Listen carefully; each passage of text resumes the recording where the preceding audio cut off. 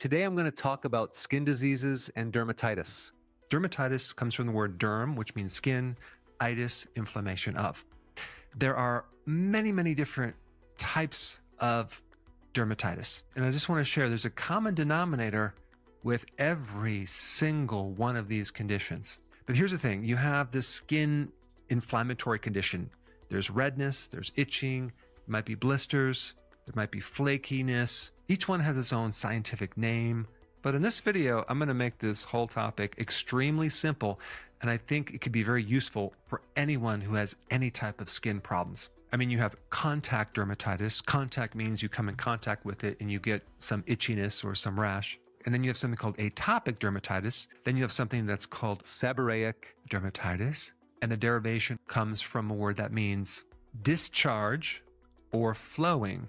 And you have many different types of dermatitis. Lichen planus, impetigo, candida dermatitis, psoriasis, eczema. So you have all these very scientific sounding descriptions of various symptoms that revolve around your skin.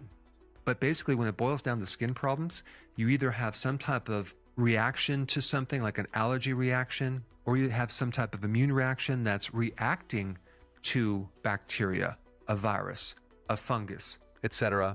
Many of the symptoms from skin conditions are really coming from our own immune system that is reacting to something. So you can consider a lot of these conditions as an overreactive immune system. So what's the most common treatment? Steroids, topical or oral. It suppresses the immune system. And then of course, the next most common treatment is an antibiotic. So you kill only bacteria. And this is why many times you end up with a secondary infection, an overgrowth of candida, an overgrowth of fungus, mold, or yeast.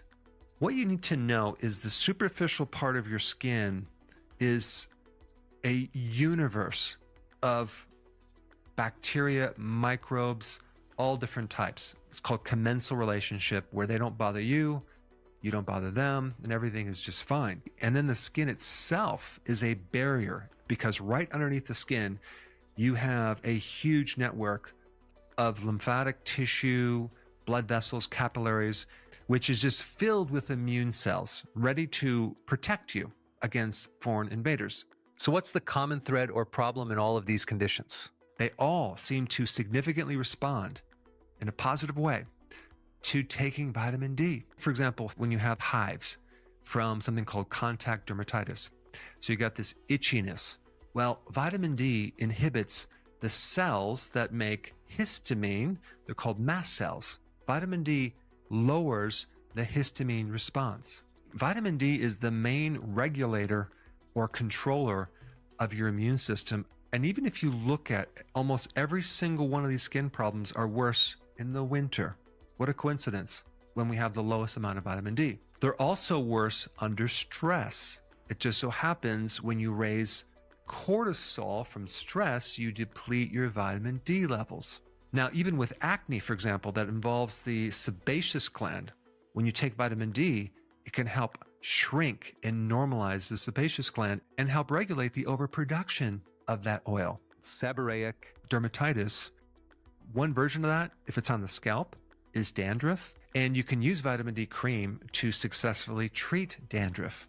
Eczema, psoriasis, vitiligo, as well as alopecia are all related to having a vitamin D deficiency. In fact, it's usually the low vitamin D that triggers an autoimmune disease. But here's the interesting thing about microbes, because if you have a type of infection on your skin or anywhere in your body with a microbe, what some of them do is they start to reduce the vitamin D receptor in your skin. And ultimately, that's the endpoint where vitamin D can connect and be activated.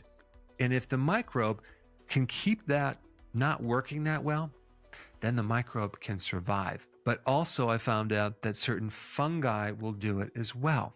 The real solution is just to take more vitamin D. Vitamin D increases a certain enzyme that helps you make melanin. And melanin is the pigment in your skin. So when you're deficient in vitamin D, you're more susceptible to vitiligo. Vitamin D has a very potent antifungal effect. It directly inhibits fungal growth. from preventing the development of a fungal infection to preventing biofilms, which is a condition where you have microbes that start to develop these little calcium shells to help them evade the immune system. But vitamin D helps prevent the biofilms. Even when you don't have enough vitamin D, your skin becomes drier and less hydrated. And this whole area of dermatology seems to be very, very complex, but there's a common theme between almost every single skin disorder, and that would be a vitamin D deficiency.